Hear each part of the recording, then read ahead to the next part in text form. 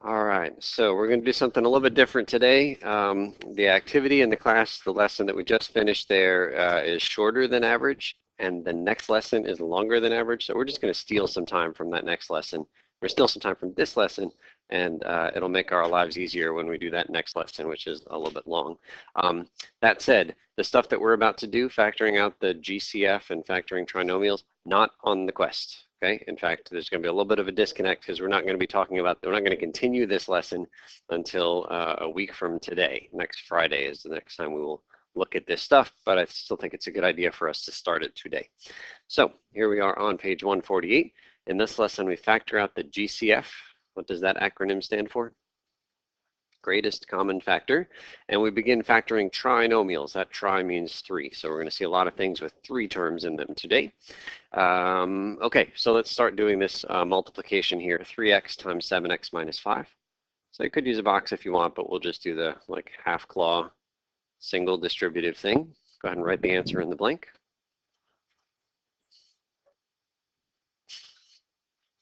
So I get 21x squared minus 15x. It's okay.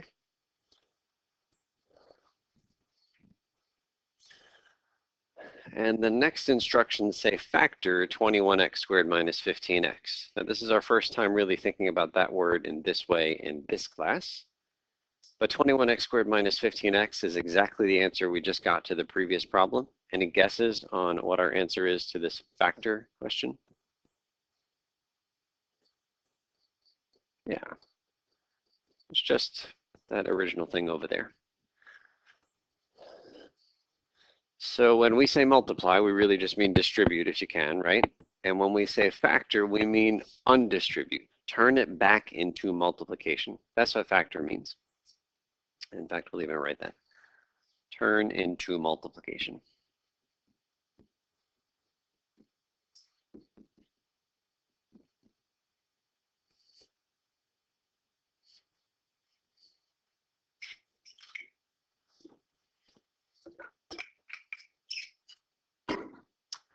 Okay, so number 2 asks us to do this multiplication question right here. 4x squared y cubed times all of this stuff.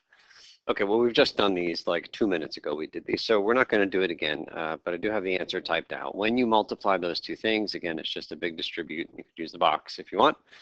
You get that, okay? So that's old. So here's the new part. Suppose that I give you this thing right here, and I say factor it.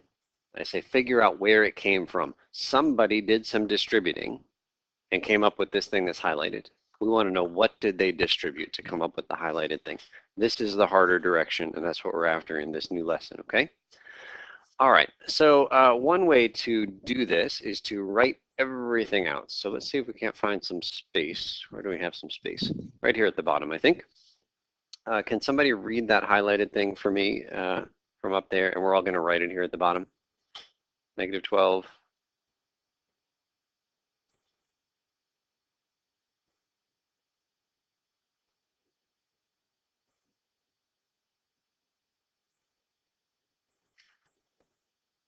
Okay, everybody put that right down there. Make sure I've got it copied perfectly, but go ahead and copy it right down there at the bottom. Oh, I suppose I could have read it from up here, Dawn, but thank you. Right there. Okay, so our job is to figure out what goes into all of these things. What is that greatest common factor? I'm going to do this in 2 separate parts. I'm going to deal with the number part first, 12, 28, and 8, and I'm going to deal with the x's and y's second. So let's just look at the numbers. 12, 28, and 8. What is the greatest common factor of those 3? Said another way, what's the biggest number that goes into 12, 28, and 8?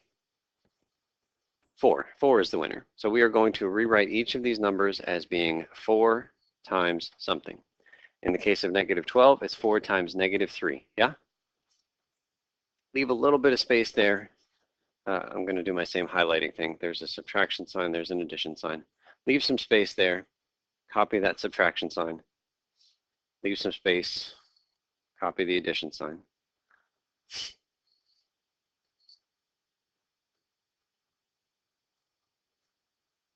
Okay, how about that 28? 4 times what? 4 times 7. The negative is in the subtraction symbol. And then finally, 8 is really 4 times 2, okay? So all we've done is written our the numbers in the front as being 4 times something. Fancy word, the numbers in the front of a variable are called coefficients. I think that word is written on this page somewhere. Coefficients. That was the negative 12, 28, and 8. Okay, next thing. This is going to feel really silly. We're going to write out all of the x's and y's. X squared, what does it really mean? It means x times x, yeah? Just write it. What does y to the 5th really mean? It means y.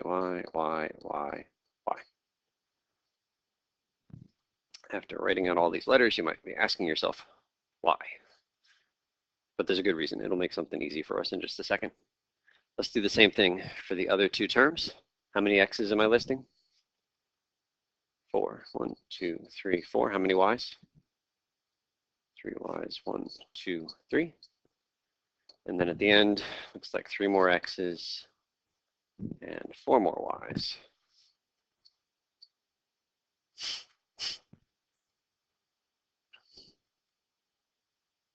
Okay, so we've got everything listed out. Remember, focus your attention on these highlighted things. That separates our 3 terms from each other. So here's what we're after next. We're going to figure out what the greatest common factor is of all 3 terms, separated by the highlighted stuff. So looking at the numbers, what do they have in common? It's a 4. In fact, we wrote it that way so that we could see the 4. So the next thing we write is a 4. 4. Oh, I'm sorry. I'm jumping the gun here. We are going to circle everything they have in common. So circle the 4 in each spot. They have no other number in common, but now we're going to look at the x's. Do they all have an x? They do. So we're going to circle an x, but we're going to circle as many x's as they all have. Do they all have 2 x's? They do. Do they all have 3 x's? They don't. So we circle the 2 x's in each of them. And we're really greedy. We want to circle as many as possible, but we can't circle anymore. That first term limits us to 2 x's. And we play the same game with the y's. Do they all have a y? Yes. Do they all have 2 y's? Yes. Do they all have 3 y's? Yes. Do they all have 4 y's? No. So you circle the first 3 y's in each expression. And you can't circle a 4th y because that middle term has only 3 of them. Fair? So if you look, again, separated by these highlighted things, at what we circled, in the first expression, we circled a 4, an x squared, and a y to the 3rd. Yes? What did we circle in the middle? A 4, an x squared, and a y to the 3rd, a 4, an x squared, and a y to the 3rd. Well, hey, that was the thing that was in front. That was the thing that got distributed. If you take a look way up at the top, somebody distributed a 4x squared y to the 3rd. We just figured out that's what they put in because that was what was in common in all of the other terms. So let's write that down here. 4x squared y to the 3rd. A single copy of that with big parentheses.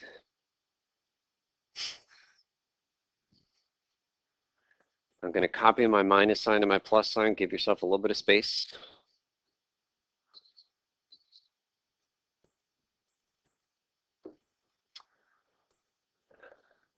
So some folks have trouble figuring out what goes in the parentheses. But it's really easy if you write it out in this way. What goes in the parentheses is everything we didn't circle. So in this first term, what was left over uncircled? Negative 3y squared. That's what you put right there. Go ahead and carefully figure out what to put in the other 2 slots.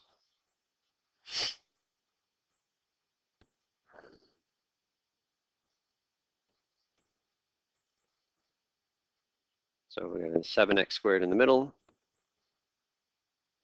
And then what we didn't circle in the last one, 2xy. Everybody okay with that?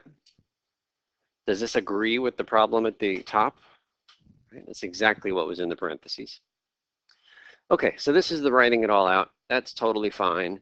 You are welcome to write it out every time you have one of these. You are welcome to write it out never if you have one of these. I'll give you another option. This would be instead of writing it all out like we just did. is you could think about unboxing. So again, starting with the thing that I highlighted up above, this negative 12x squared y to the fifth minus plus. We put it in the box. We want to figure out what the greatest common factor is. We're doing the same problem again, but a little bit more compact way. Looking for the greatest common factor in all of them. What number goes into 12 and 28 and 8? 4. It's the same 4 we saw before, so let's do that. We're still looking to figure out what's in all of them, what they have in common. So let's focus on the x's. There's x squared, x to the 4, x to the 3. You want to take out as many as possible, but you can't take out any more than you have. So how many can you take out? Is x squared. That first term is the limiting factor, right? If you had just the second term, you could take out more x's. There's 4 of them there, but you can't take out more than you have anywhere. How about for the y's? You got 5 and 3 and 4. What's the most you can take out? Is 3. And so we start to develop these little shortcuts to say the best you can do is the smallest power of x that you see anywhere, and the smallest power of y that you see anywhere. That 4x squared y cubed, of course, is the same greatest common factor we wrote over here when we listed everything out.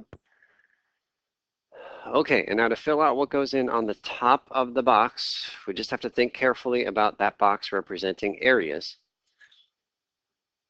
So let's go ahead and first focus on this thing right here.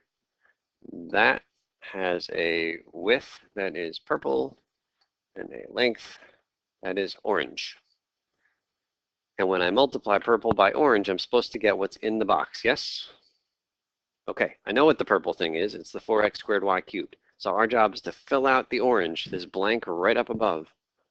Put something up there so that when I multiply width times length, I get the negative 12x squared y to the fifth. So we just have to think backwards here. 4 times whatever I put is supposed to give me that minus 12. What am I putting? Negative 3. And we slowly look at the x's. X squared times whatever x's I put up there is supposed to give me x squared. How many x's am I supposed to put up there? None. If you put any x's up there, you start to build too many. Y cubed times y to what power will give me y to the fifth? 2 is good. Fill in the other two things right across the top there.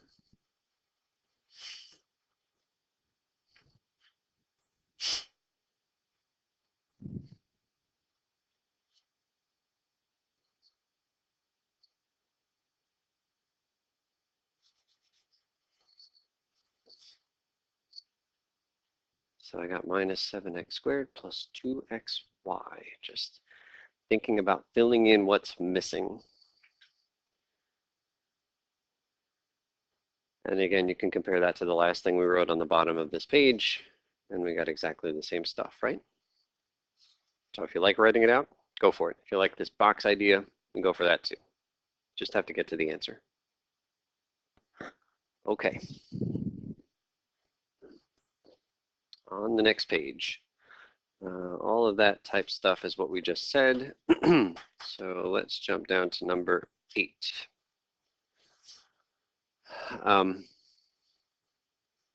Okay, so can you guys try this one right now?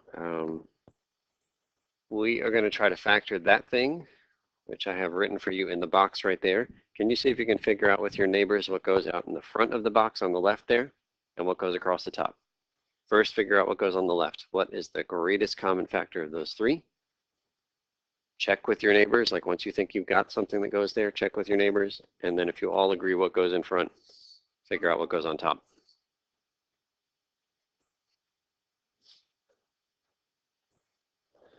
Okay, so I think our groups figured out that the greatest common factor here was 2x. And once we know that, we fill in what's on the top. What do we have here? Negative x squared. What is that? Plus 4x and then plus 12. Am I right? Okay. Don't forget, put plus signs in, even though we're not used to it for positive numbers, but we just put them in. Okay, so there's nothing new in that one. So what we've just figured out, it's typed up here for us, is that negative 2x cubed plus 8x squared plus 24x, that was the original, is equal to 2x factored out in the front times the stuff across the top, negative x squared plus 4x plus 12. So the hard part is to go farther. It turns out that this thing right here can be factored further. it's going to end up being factored into two binomials, two sets of parentheses. And that's the toughest part, and it's one of the toughest procedures we will tackle this semester. And we will do that next class. Well, next time we tackle this problem, okay? So coming up, Monday is our catch-up day, Wednesday is our quest, Friday, a week from now, is when we will pick up right here. Have a good weekend.